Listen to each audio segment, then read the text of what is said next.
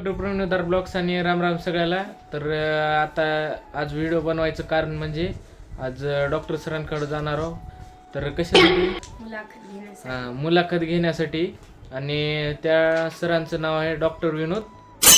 तर चला तर मग आज त्यांच्या व्हिडिओ करायचे. तर सुरुवात करूया.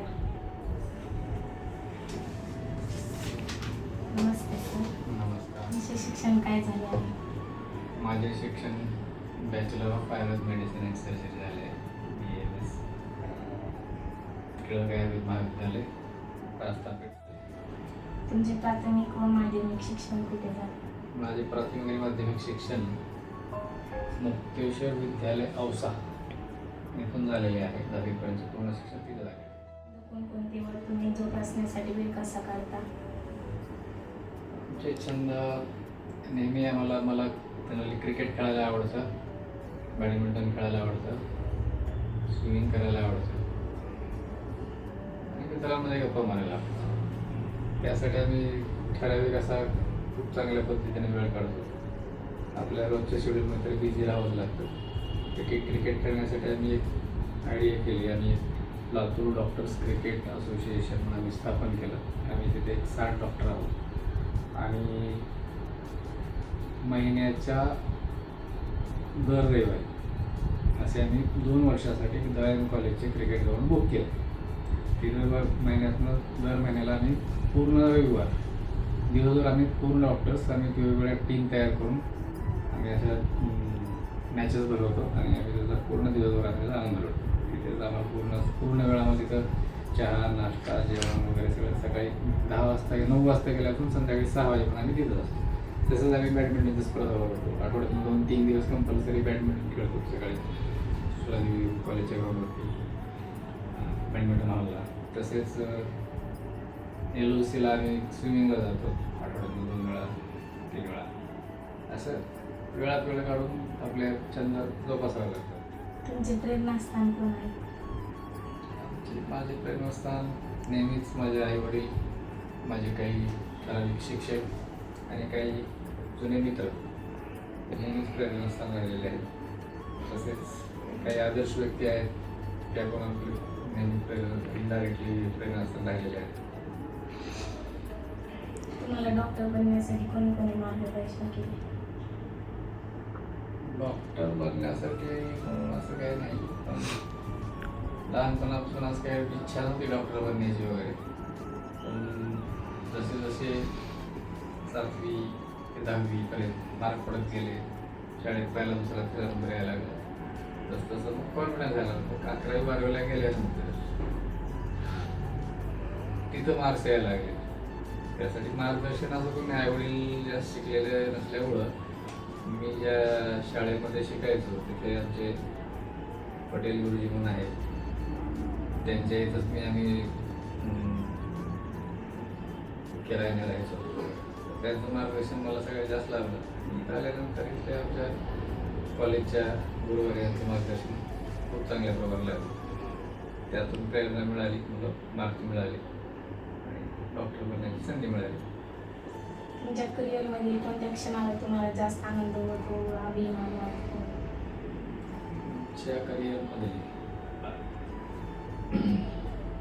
आमच्या करिअरमध्ये म्हणजे आता करिअर तर झालं निवडलं, त्याला 20 वर्ष झाले निवडून. पण 20 वर्षापासून आम्ही ते स्वतःचं क्लिनिक प्रॅक्टिस चालू आहे. आणि कधी मिळतो प्रॅक्टिस करत असताना किंवा वैद्यकीय व्यवसाय करत असताना एखादा पेशंट तुमच्याकडे येतो सुरुवातीच्या काळामध्ये, तुम्ही नवीन असता आणि तोच पेशंट 20 वर्षानंतर तोच पेशंट परत येतो आणि म्हणतो की सर आठवते का तुमची 10 रुपये फीस होती, आज 100 रुपये फीस आहे, 150 रुपये फीस आहे आणि त्यावेळेस तुम्ही मला असं करून हे केला होता आणि मला वाचवलं होतं. त्यावेळेस खूप आनंद होतो की असे भरपूर फॅमिलीज मला आठवते. त्यामुळं आपल्या वैद्यकीय व्यवसायामध्ये हा सर्वात मोठा आनंदाचा क्षण असं मला वाटतं. डॉक्टर म्हणून कोणत्या आव्हानांना सामोरे जावं लागतं? डॉक्टर म्हणून आम्हाला भरपूर आव्हानांना सामोरं जावं लागतं. दररोजच्या डे टू डे प्रॅक्टिसमध्ये दररोज पण सामोरं जावं लागतं. भरपूर गोष्टी असतात, त्यामध्ये पेशंट खूप गरीब येतात, त्यांना औषधं देताना आम्हाला बरेच प्रॉब्लेम येतात. मग पेशंट जे काही आता समजा कालच पेशंट आला होता, एकटीच लेडी झाली होती, वय वर्ष 60. तिच्यासोबत कोणी आलेलं नव्हतं आणि तिला सहज तपासल्यानंतर लक्षात आले की तिला काहीतरी वेगळा प्रॉब्लेम आहे. तिची शुगर चेक केली, इव्हन शुगर चेक करायला सुद्धा पैसे नव्हते, तरी आम्ही केली. तिची शुगर आली 610. 610 शुगरचा पेशंट आम्ही कसा पाठवायचा पुढं? आता हे आव्हानच आहे ना. संध्याकाळपर्यंत मला कुठंतरी म्हणजे काहीतरी औषधं द्या आणि मग आम्ही जाऊन ॲडमिट होतो, कारण ते ॲडमिट केल्याशिवाय पर्याय नसतो त्या पेशंटला. ठीक आहे, असे अनेक प्रॉब्लेम्स असतात. हा एक प्रॉब्लेम झाला. वेगवेगळे म्हणजे चॅलेंजेस येतात. कोणाकडे पैसाच नसतो, गरीब असतात, आम्हाला सॅम्पल म्हणून द्यावं लागतं किंवा मेडिकल सांगावं लागतं बाबा उदाहरण लागेल. काही पेशंट असतात की माझ्याकडे काहीच नाही. हे झाले आर्थिक प्रॉब्लेम सगळे. मग बाकीचे अजून पेशंट एखादा हार्ट अटॅकचा येतो, आम्ही ते ECG करतो, डायग्नोस होतो. त्यानंतर पुढं पाठवायचं असतं पेशंट, पुढं त्यांना सिव्हिलला सोबत पण नसतं, आमचा मुलगा घेऊन ॲम्ब्युलन्स पाठवावं लागतं, तिथे सेटल करावं लागतं. रात्री अपरात्री फोन येतो आपल्या जवळच्या पेशंटचा, 2 वाजता फोन येतो, माझी खूप छाती दुखते आणि घाम येतो, की मग या ठिकाणी आम्ही तिथे येतो असं मला सांगावं, मला जावं लागतं, अटेंड करावं लागतं. काही जवळचे पेशंट असतात, 20 वर्षापासून संबंध जोडलेले असतात, फॅमिली रिलेशन असतात, आणि ॲज अ फॅमिली फिजिशियन म्हणून मी प्रॅक्टिस करतो.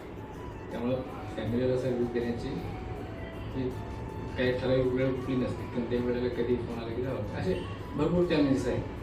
त्याच्यावरती चर्चा केली तर आपला एक कमीत कमी 2-3 तास त्याच्यावरती आपण चर्चा करू. असे चॅलेंजेस आहेत. तुमच्या मते चांगला डॉक्टर कसा असावा? चांगला डॉक्टर म्हणजे जो की आता सांगितलं मी, बऱ्याच फॅमिलीशी अटॅच आहे. एखादा चांगला डॉक्टर म्हणजे एखाद्या तुमच्या जे काही फॅमिली अटॅच आहे त्या फॅमिलीची सगळ्या दृष्टीने काळजी घेणार असं. इकॉनॉमिकल असू द्या, हेल्थची असू द्या, किंवा बाकीच्या अजून काही कंडिशन असतात त्याच्या असू द्या. आणि इथिकलपणे प्रॅक्टिस करायचं. काही इथिक्स आपल्या इथिक्स जाऊ नये. चांगल्या डॉक्टरची सगळे डॉक्टर चांगले असतात. मी असं म्हणत नाही की मी चांगला नाही चांगला. चांगला डॉक्टर असा असावा की पेशंटच्या आणि डॉक्टरचे वारंवार किंवा वर्षानुवर्ष टिकले पाहिजे. ठीक आहे, तर तुम्हाला मान सन्मान मिळाला पाहिजे, रिस्पेक्ट मिळाला पाहिजे. खूप चांगला डॉक्टर. आयुष्याच्या गुणांना तुम्ही समाधानी आहात? हो, नक्कीच आहे. तर 20 ते 23 वर्षाच्या प्रॅक्टिसनंतर मी नक्कीच समाधानी आहे. बऱ्याच गोष्टी केल्यानंतर आम्ही आजपर्यंत आलो. त्यामुळं नाव तर आपलं झालेलंच आहे. माझं नाव झालेलं आहे, फॅमिलीचं नाव झालेलं आहे, आणि स्वतः मी फ्लरिश झालो, फॅमिली फ्लरिश झाले. सगळ्या गोष्टी चांगले पण आलेलं आहे. सर्व काही व्यवस्थित आहे. त्यामुळं नक्कीच समाधान. तुमच्या जीवनातील एखादा अविस्मरणीय माझ्या जीवनातील एखादी अनफॉरगेटेबल मोमेंट की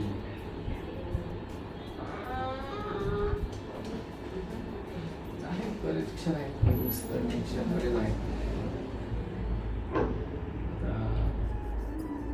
वैद्यकीय व्यवसायाशी निगडीत जर बघायचं झालं तर तसे माझ्या आयुष्यातील बरेच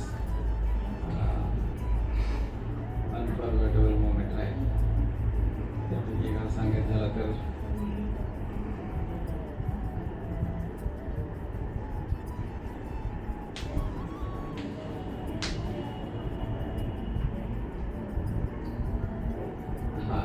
असंच सुरुवातीला नवीन प्रॅक्टिस चालू असताना मला एक 4 वर्ष 5 वर्ष प्रॅक्टिस सुरुवात करून झाली असते.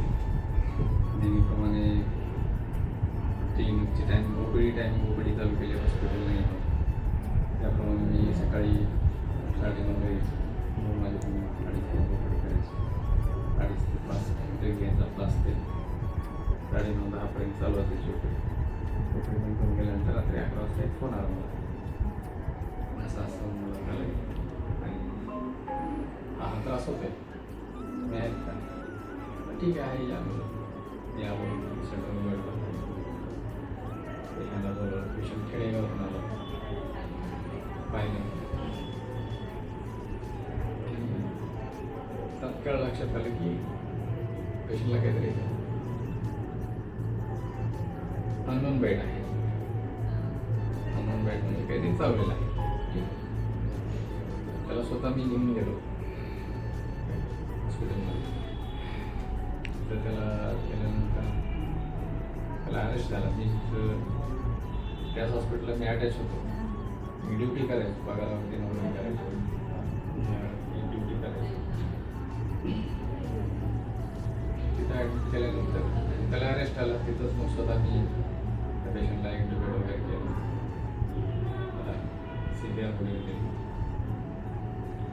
पेशंट बाहेर आला. त्यानंतर 3 दिवसानंतर तो कॉन्शियस झाला म्हणजे व्हेंटिलेटरवरून बाहेर आला. त्यानंतर पेशंट चांगला होऊन घरी आला. तो पेशंट आजही माझ्याकडे येतो आणि हे मी काही आयुष्यात दिसतो. कारण त्या दिवशी मी रात्री 11 वाजता माझ्या क्लिनिकमध्ये आलो. त्याला पाहिलं. त्यानंतर त्याला स्वतः मी माझ्या गाडीमध्ये नातेवाईकांमध्ये पेशंटला मध्ये बसवलं. मी मागे नातेवाईकाला बसवलं. तसंच हॉस्पिटलला घेऊन गेलो. तिथे ॲडमिट केलं. तिथे ॲडमिट केल्यानंतर तिथं आमचे मित्र होते सगळे. आणि तिथे इंटुबेट केलं पेशंटला व्हेंटिलेटरवर घेतलं. त्या सगळ्या गोष्टी करत मला सकाळी 5 वाजता कळालं. आणि तो पेशंट आज व्यवस्थित माझ्याशी नेहमी येऊन गप्पा गोष्टी मागतो, दाखवायला येतो. रेग्युलर जसे आहे तसे व्यवस्थित. हा मला माझ्या आयुष्यातील वैद्यकीय प्रॅक्टिसमधला अविस्मरणीय क्षण किंवा अनफॉरगेटेबल आहे. चांगला असे माझे बरेच मोमेंट आहेत. पण हा मला खूप चांगला वाटतो. मुलाखत माझी कोणी मुलाखत घेतली नाही. मला काय आपली पेशंटच आहे ती मुलाखत घेते म्हणजे मला आनंद वाटला. चांगली गोष्ट आहे.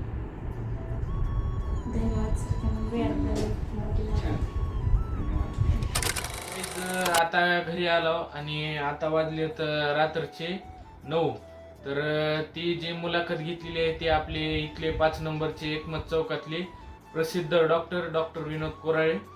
तर त्यांची मुलाखत घ्यायचं कारण म्हणजे बहिणीच्या शाळेत प्रकल्प प्रदर्शन आहे आणि जी मुलाखत घेतलेली आहे ती मुलाखत स्क्रीनवर दाखवण्याची इच्छा आहेत. म्हणून व्हिडिओ बनवायचं कारण म्हणजे आणि मी म्हणलं तेवढंच यूट्यूबला पण आपण टाकू म्हणून. तर व्हिडिओ आवडला असेल तर लाईक करा, शेअर करा आणि सबस्क्राईब करा. चला तर बाय.